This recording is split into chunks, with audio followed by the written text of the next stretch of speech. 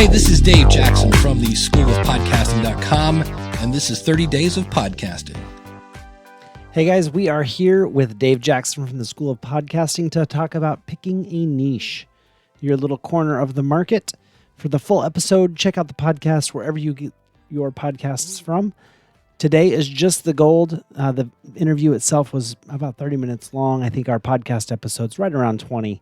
But this episode on YouTube will be just the gold. So let's listen in and see what Dave has to say about how to pick a niche and why it matters. A niche is a focus group of people that makes them kind of in a certain way. Different is kind of a strange word because I don't want to have any kind of negative connotations, but I'll give you an example of one. I had a client of mine. She had a son who was pretty high on the autism spectrum, and she loved Disney. So she started a podcast. It's not around anymore, called Special Mouse. And so it was for people. It was about how to take people with special needs to an amusement park. That is not something, if you think about a newspaper, right? It's always money, business, health, and news. Nowhere in there. Yeah, all that. It's broadcasting. And I always say podcasting is a little more like cable TV than it is radio. If you think about cable TV, we got the Weather Channel and Animal Planet and food and all this other stuff. So she had this niche of people, and she never had huge numbers of downloads. But the people that found her show were like, oh, I thought I was the only person that had to go through this. It's typically a situation that is, you're not going to have as large a number of people in some cases. So if I do the, hey, we're all fat podcast, and it's weight loss, well, we all need to lose weight. But so I might have big numbers, but I'm not going to have that engaged audience that feels like I'm really talking to them. So it's one of those things that, depending on what you're looking for, that's my definition of a niche. It's a subgroup of people that in many cases is underserved. And just if you look at, say I did a show, one of my hobbies is guitar. So if I said, okay, I'm going to do the guitar podcast. All right, well, who's going to tune into that? The person that's just learning the strings, and it's, what is it again? EAD what? Or the person that can shred their face off.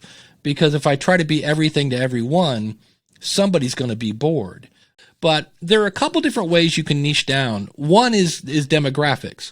So if it's, let's say it's a dating show. Okay, so is it dating for men or women? And is it women over 50? And if so, what if I niche down again and said, okay, dating for women over 50 that are widowed? Because if I just said women over 50 and all of a sudden we start talking about, dealing with an ex-husband, you might have the widowed person go, well, at least you have an ex-husband. Mine's dead, kind of thing. So it could be age, sex, location. I'm seeing that a lot now where people are doing, because the local news is horrendous. So people are now beating the media at their own job by starting a local business. And then whatever your business is. So let's say it's, it's for men or only, and then whatever it is your topic is.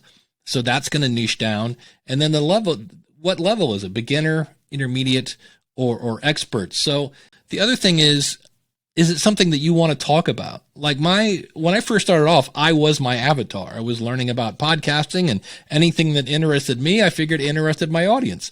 So that's the other thing. I've seen people that will say, well, what's the topic I can talk about that will make me the most money in the shortest amount of time? And I just look at them and say, don't start a podcast. That's it. Schoolofpodcasting.com. If you want to check out all my shows, I have the Power of Podcasting Network. You can find that at powerofpodcasting.com.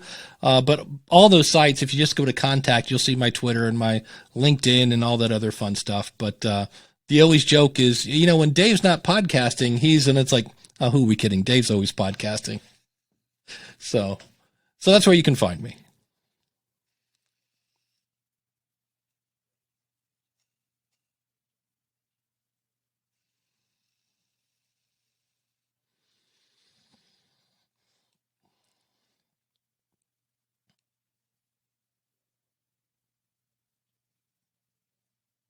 Well, thank you so much. Yeah, that'd be my other advice, my last piece of advice. Go to where your audience is and see what they're talking about, because that's going to be your next episode. So that's why I'm always hanging out in those Facebook groups. A lot of times I'm just there to listen. So thanks so much. Yeah.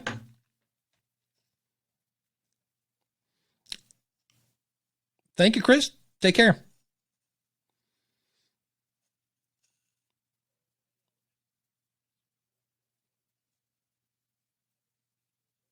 Oh, yeah.